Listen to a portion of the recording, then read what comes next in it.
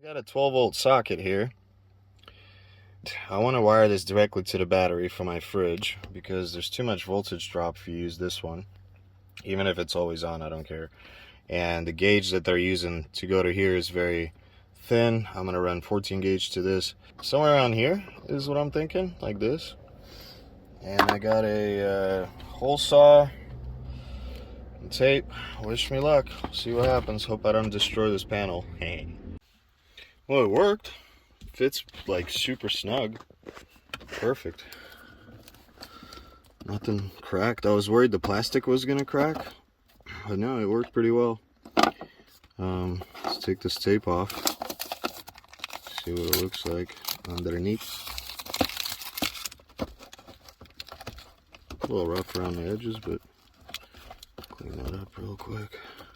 So now I just have to run some wires through there on 14 gauge, boom, and pop this little guy in. And I got a always hot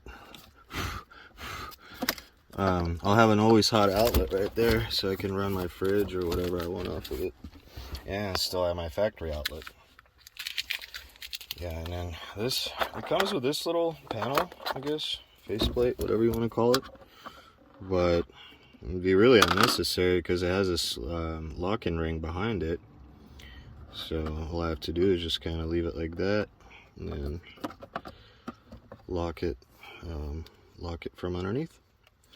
All right, guys, let's get to the wiring. Okay, for this project, it's really easy. Got a 100-foot spool, a 14 gauge wire. Got a really good deal on this on Amazon. I'll link it below. Seems really good quality. Has like silicone in the soft. That's good outdoor wire. And then I don't know, this is like an old assorted box of terminals that were garbage, and I threw some decent 3M ones in there. I like to use these. Quality multimeter, and then some cutters and strippers. That's it. We're just gonna run this to the 12-volt plug. Some of you guys may be wondering why I put the plug here. Most people like to have it in the back. And the reason for that is because I have my fridge actually right here behind me. I don't have it back there. It makes no sense for me. So for my usage, it's easier to run it here. Also, I can run my air compressor off of this. And the main reason for it is because I'm running 14 gauge cable, and I'm trying to minimize the voltage loss. So if you're using factory wiring that goes either to this plug, or if you have one in the rear, it's even worse because they're using like 18 gauge wire if you're lucky, and it goes through like tons of other things. So by the time it gets to either here or there, there's such a large voltage drop that your compressor on the fridge is going to think that your battery is low. It's going to keep kicking off. So your compressor, and it may not even pull the amperage it needs through such thin gauge wire. Now, if you want to put one of these in the back of the 4runner, I suggest running 10 gauge wire to it, not 14, because even with 14 going all the way back there, you end up being so far from the battery that most likely you'll have voltage drop. So today what we're going to do is we're going to measure the voltage here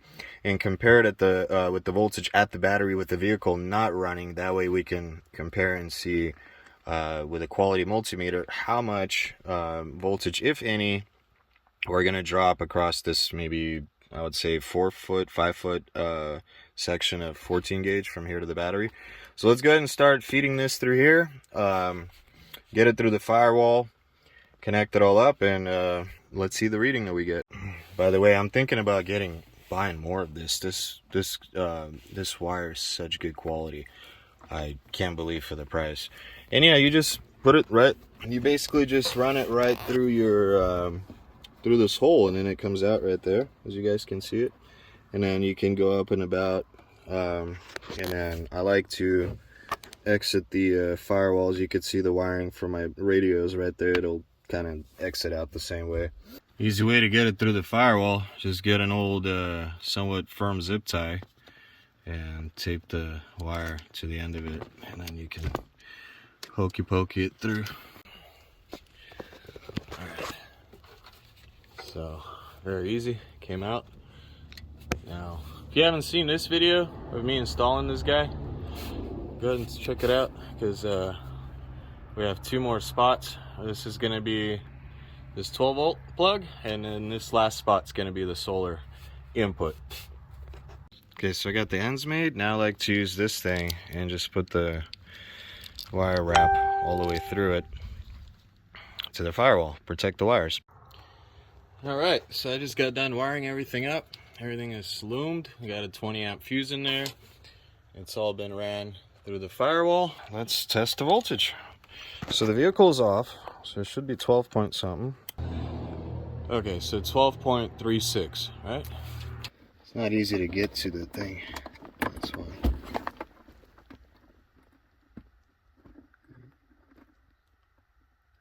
$12.36. You guys see that? Yeah, 12.36. So I'm not dropping any voltage across this. That is why I ran it here in the way I ran it. So the fridge should get full power. And there you guys have it. You have a 12-volt plug that's always hot. This does not do any vampire draw, so you don't need a switch for this. These type of plugs don't utilize any power, as long as they don't have the voltage readout. If they have the voltage readout built in, then they will draw some power. So I hope you guys enjoyed this easy video. Stay tuned for more. Hit that like and that sub button, and always you guys looking for any product links, are down below, and we'll catch you on the next one. Take care.